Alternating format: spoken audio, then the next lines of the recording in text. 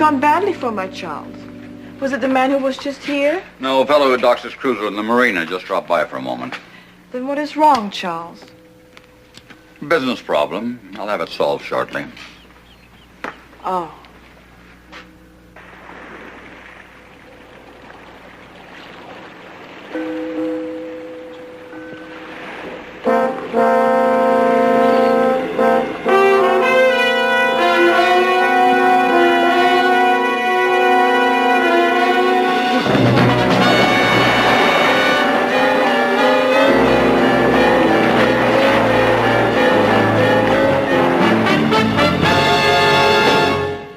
Another challenge for the Green Hornet. His aide, Cato, and their rolling arsenal, the Black Beauty. On police records, a wanted criminal, the Green Hornet is really Britt Reid, owner-publisher of the Daily Sentinel. His dual identity known only to his secretary and to the district attorney. And now, to protect the rights and lives of decent citizens, rides the Green Hornet.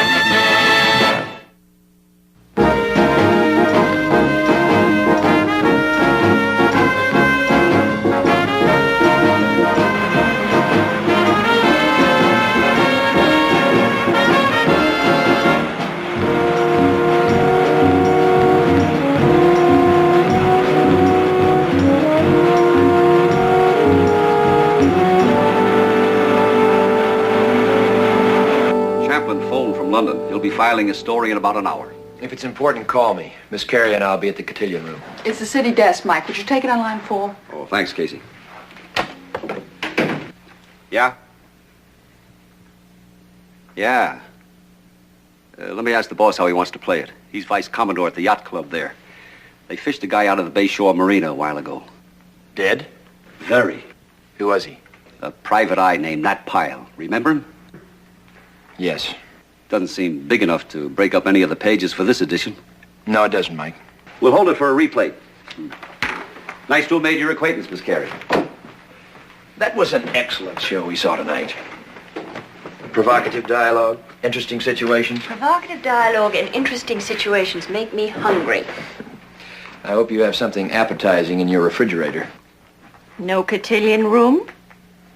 Unfortunately, in the publishing business, you have to stay sort of loose and cool. I'm learning all about the cool part. I'm sorry, Elaine. I'll take you for a cruise on my boat Saturday. I'll drop you off at your apartment. I know exactly where my apartment is, Mr. Reid. No, it's a pity your father didn't leave you an insurance company instead of a newspaper.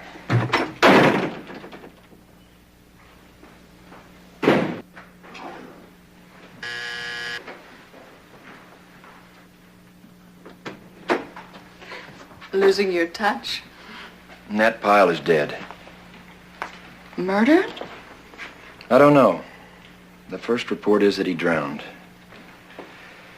But is it just a coincidence that he was here today trying to sell me information on Glen Connors? What are you going to do? I have to talk to Scanlon. If it was a murder, it's time he was brought into it. Can I help? As a matter of fact, you can.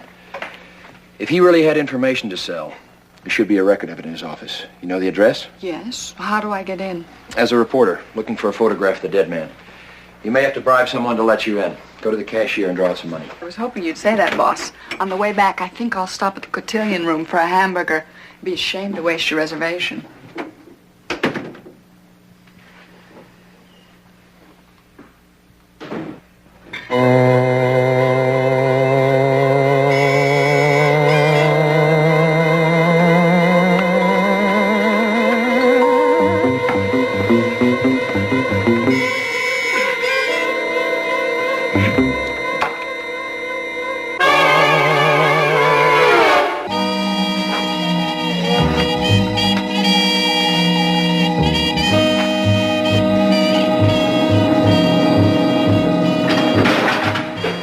What's up? You know a private investigator named Nat Pyle?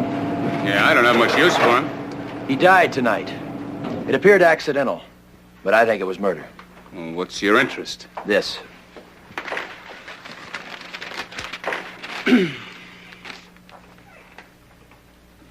What about it?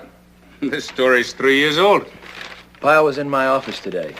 He wanted $25,000 for a lead that would show that Glen Connors is not only alive, but hiding in the city. No, I don't buy that. Neither did I. What's your point? If Pyle had sold his information to someone else and was killed because of it, it must be checked out. How'd he die? Drowned. Body discovered about 10.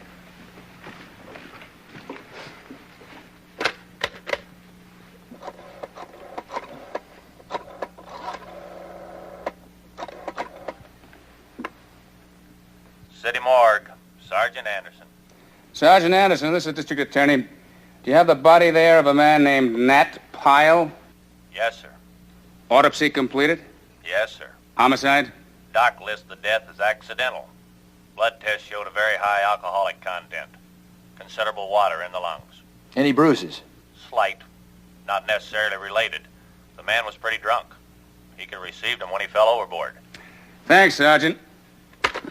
Well, I think you might as well write that off. Pyle was a lush and an opportunist. You don't write off the chance that Glen Connors may still be alive. He was one of the men who framed my father.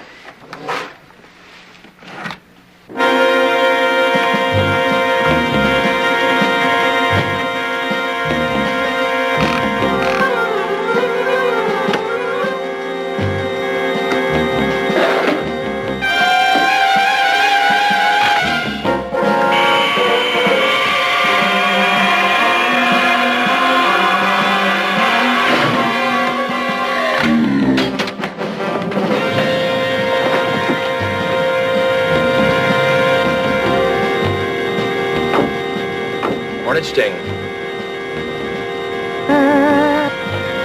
Check.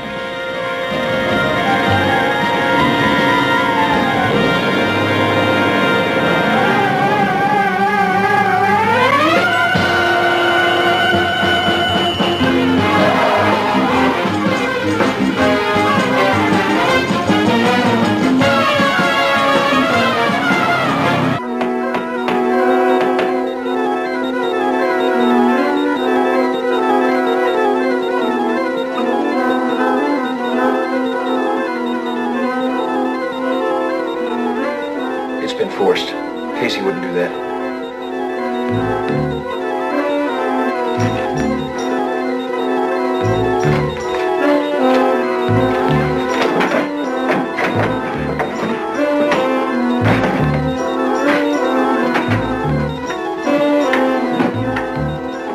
Look.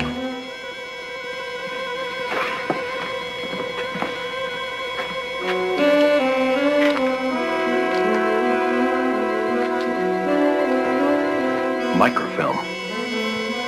It's Casey's. Whether Glen Connors is alive or dead suddenly doesn't seem so important. Mr. Pyle could certainly get himself in some jams, but this is the first time he's ever gotten me in one. And you are his secretary. Overworked and underpaid. But I don't see what business it is of yours. Whatever your name is, you're not one of our clients. Why were you so late in the office tonight? I was trying to catch up on some filing and make out a few bills until these rejects from the human race came barging in. Was Mr. Pyle's secretary? He must have entrusted you with a great deal of his business. In what way? He went to see Britt, Reid, the publisher of the Sentinel, yesterday. How much did he tell him? Why don't you ask Mr. Pyle? He lives on his cruiser right here in the marina. Mr. Pyle had a most unfortunate accident this evening. He drowned. Oh, no. And that's why I'm so curious to know about his conversation with Mr. Reid. See, I know that Mr. Pyle offered to show something to Mr. Reid, and I also know that he didn't show it. He told me. Therefore, it must be someplace in his office. It's not in the boat. I'm sorry. I can't help a bit. The young lady will be our guest in one of the cabins below decks, gagged entire. My apologies.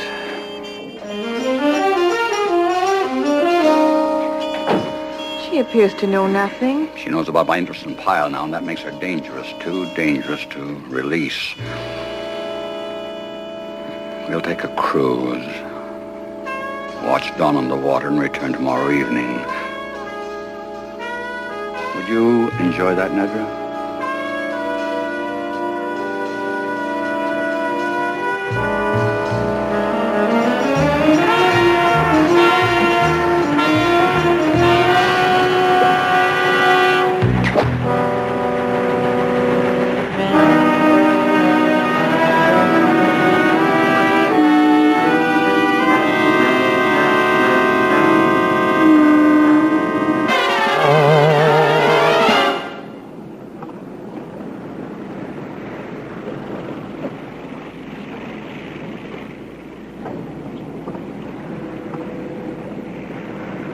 Morning, Commodore. Mr. Delaclaire hasn't moved the Lady Capri to another berth, has he? No, sir. We helped him cast off before dawn. You can reach him on your ship to shore if you want. But he said he'd be back by nightfall. On shore! Call the harbor police! We picked up a girl, dead, about 5 miles offshore!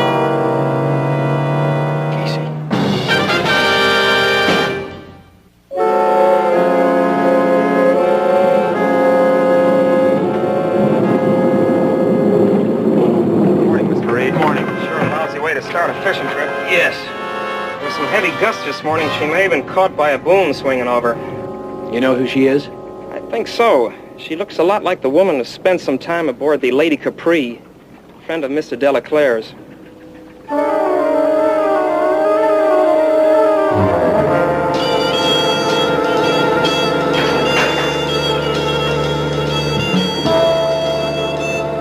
Mike Axford out of a staff meeting. The Lady Capri is under constant surveillance, both helicopter and Coast Guard cutters. Good. Good. I hope you know what you're doing. Delaclaire carries a lot of weight.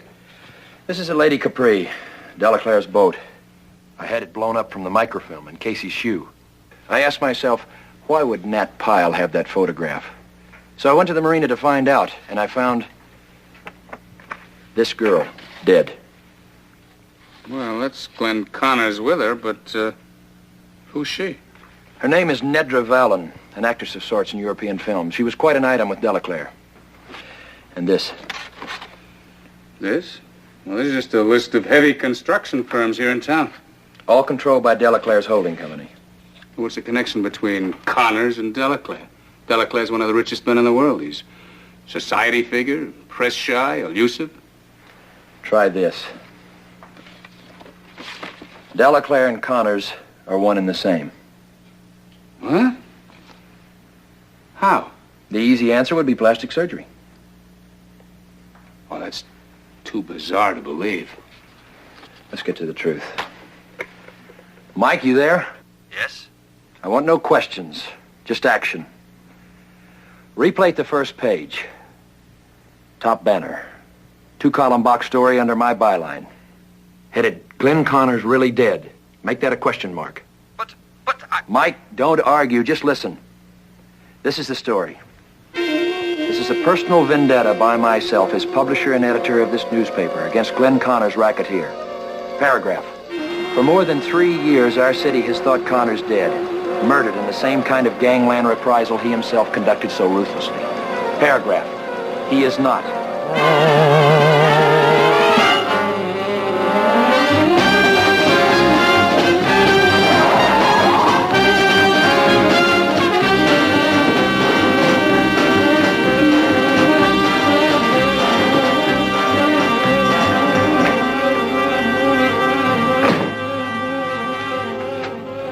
Up in the marina.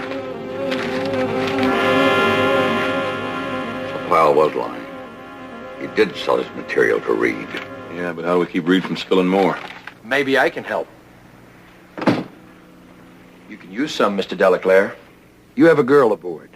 May I call you Connors? You know that? You know a lot.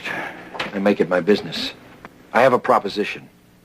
It depends on whether the girl is still alive. A romance for the Green Hornet? Let's say I find her useful. Is she alive? Yes. An excellent facial transformation. Except for a few hairline scars you'd have to be looking for. Glen Connors. How did you manage to find and replace Charles Delaclaire? Easily one of the most elusive financiers in the world. That's what made it simple. No one really knew him except a foreign actress that he was once interested in. She suggested a plan of action, and I took it. Nedra Vallon. If she was so important to your plan, why was she killed? Well, very unfortunate about poor Nedra. You see, while my men were searching Pyle's office, they couldn't find what they were looking for, but they did find ample proof that she was working with Pyle, so naturally she had to go. Now all you have to do is liquidate Delaclaire's worldwide holdings. Take the money and run. That's right. What do I do about Britt Reid? I propose to eliminate Reid for you. Can you tell me how you're going to accomplish that? You step aside, please.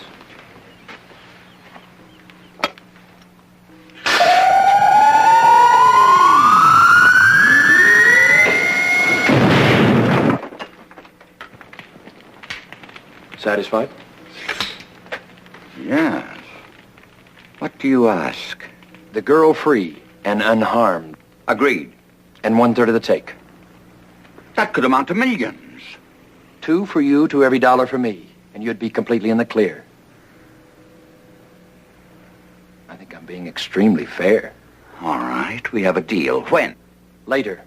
I have reason to believe that Britt Reid is coming aboard his boat tonight. How do you know that? The same way I know about you, Connors. You keep asking questions, and I might let Reid expose you. I'm sorry, trust is not one of my virtues. I'm listening. Go ahead. Do you have a chart of the area? Yes. I'll dispose of Reid and leave my mark. It will be accepted as the work of the Green Hornet. Reid berths his boat here. When you hear the sound of the Hornet sting, you'll be a witness to his death. Of course, you realize it may take some time to dispose of Delaclaire's holdings. I want the girl immediately after I fulfill the contract. The other, I'll collect later. Mr. Connors.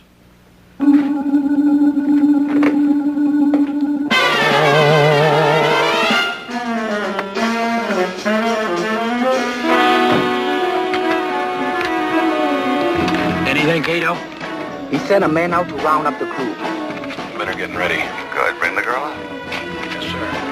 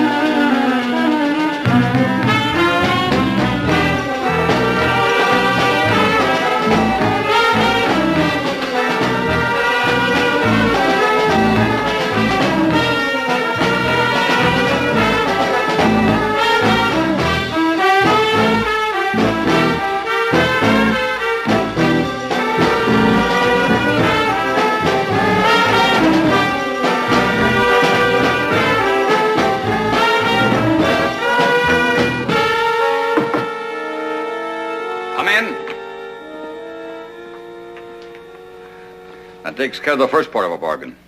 What about the second? Well, how can I tell you when the operation's completed? You're not easy to reach. I'll know. I'll reach you.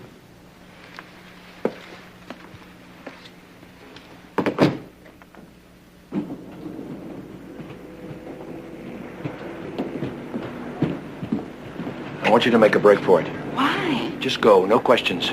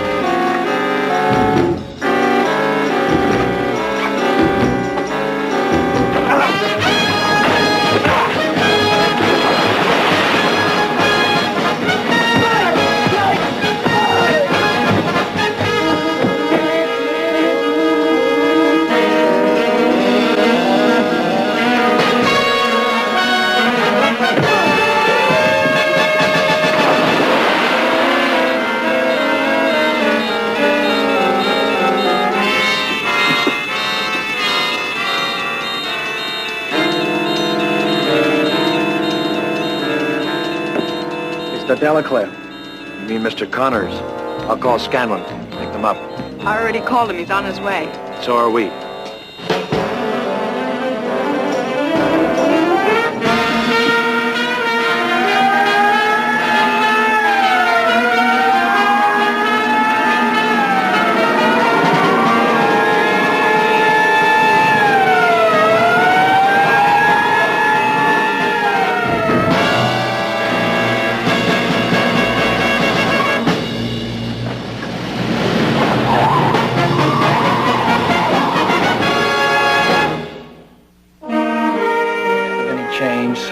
Certain we are informed that... Mr. Reid, you got secrets you're keeping from me, who was raised at your daddy's knee, so to speak, and who raised you at my knee, so to speak? No, Mike. Then how come this? Connors assumes Delaclare's identity. He dies and his gang gets caught. Yet the Green Hornet, who was probably in it deeper than Connors, he gets away. And the DA is still getting roses. Mr. Scanlon is a very efficient public servant, Mike. Breaking up the Connors-Delaclare affair was quite an accomplishment. I feel he deserves an editorial remarking on his dedication. And forgetting all about the Green Hornet? I can never forget about the Green Hornet. You won't let me. Come on, Elaine. It's a perfect day for sailing. You know, if I were a man, I would devote myself to catching that dreadful Green Hornet. Ha! Ha! Don't put her down, Mike. She just might do it.